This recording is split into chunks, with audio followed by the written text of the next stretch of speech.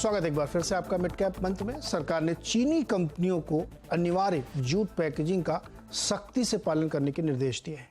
कंपनियों को jute packaging पर हर महीने रिपोर्ट सरकार को देनी होगी।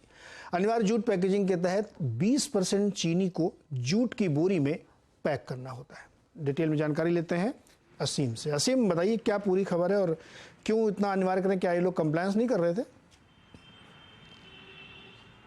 देखिए, जूट पैकेजिंग किसानों को फायदा देने के लिए सरकार ने जूट पैकेजिंग मटेरियल एक्ट 1987 के तहत 20% चीनी को जूट पैकेजिंग के अंदर, जूट बोरों के अंदर करना अनिवार्य किया हुआ है और सरकार इसको हर साल एक्सटेंशन देती है। इस साल सरकार ने फरवरी में इसको एक्सटेंशन दिया था, लेकिन सरकार ने पाया कि अभी तक कई चीनी मिलें इसका पालन सही से नहीं कर रही है, तो सरकार ने चीनी मिलों को सीईओ और एमडीज को एक चिट्ठी लिखी है और कहा है कि आप इसका पालन अनिवार्य तौर पर करिए, सख्ती से इसका पालन कीजिए और हर महीने हमको इसके ऊपर रिपोर्ट भी दीजिए कि आप इसका पालन कर रहे हैं नहीं कर रहे हैं। इतना ही नहीं, जो राज्य के कमिश्नर्स हैं, कृषि कमिश्नर्स हैं, चीनी कमिश्नर्स हैं, उनको भी निर्देश दिए कि आप इसका सख्ती से पालन कराइए और जाकर चेक कीजिए कि चीनी मिलें इसका पालन कर रही है नहीं कर रही है और उसका रिपोर्ट भी हमको दीजिए। तो इससे किसानों को सीधे से जो जूट की उत्पादन करते हैं उसको फायदा पहुंचेगा। सरकार हर साल इसका एक्सटेंशन भी करती है और इस बार चीनी मिलों को सख्त निर्देश दिए कि आप इसका पालन जो है करिए।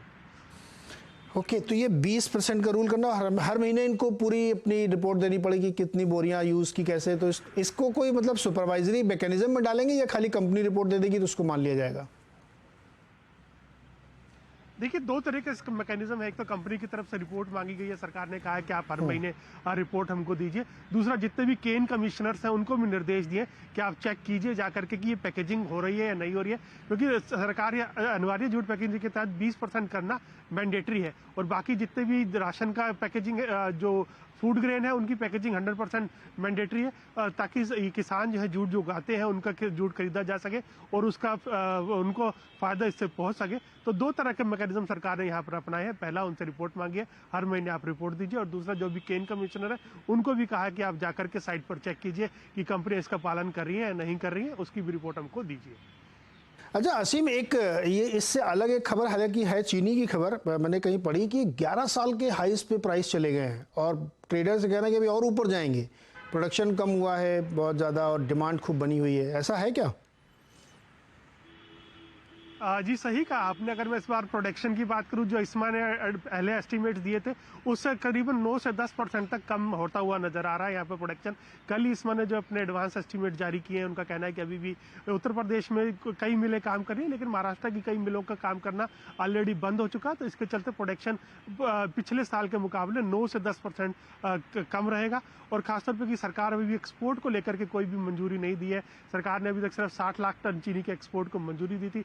घरेलू मार्केट में भी इसका असर जो है देखने को आपको मिल रहा है। दाम होलसेल मार्केट में ऑलरेडी बढ़ चुके हैं, 50 रुपए से लेकर के 100 रुपए तक का असर देखने को मिल रहा है। जल्दी हो सकता है कि इसका ये रिटेल मार्केट में भी इसका ट्रांसलेट आपको देखने को मिले। अगर मैं मुंबई की बात करूं तो मुंबई में 3 रुपए प्रति किलो दाम पिछले एक महीने के अंदर बढ़ चुके हैं। दिल्ली में अभी फिलहाल इसके दाम नहीं बढ़े हैं, लेकिन मुंबई और चेन्नई में इसके दामों का असर आपको दिख रहा है और इंटरनेशनल मार्केट में भी इसके दाम बढ़ चुके हैं और 11 साल के हाई रिकॉर्ड पर 70 पर पहुंच गया और लगता है कि आने वाले दिनों में इसके दाम लगातार बढ़ते रहेंगे, क्योंकि इस बार प्रोडक्शन पिछले साल के मुकाबले 9 से 10% तक कम रहने का अनुमान है। शिकंजी महंगी होगी, अब बहुत ज़्यादा आप शिकंजी पी रहे हैं तो चीनी के दाम और बढ़ते हुए दिखेंगे। बहुत बहुत शुक्रिया असीम जुड़ने के लिए और ये जानकारी देने के लिए। तो चीनी में भी एक और महंगाई का दौर अभी चलेगा। फटाफट चलिए खिलाड़ियों का अपडेट ले लेते हैं।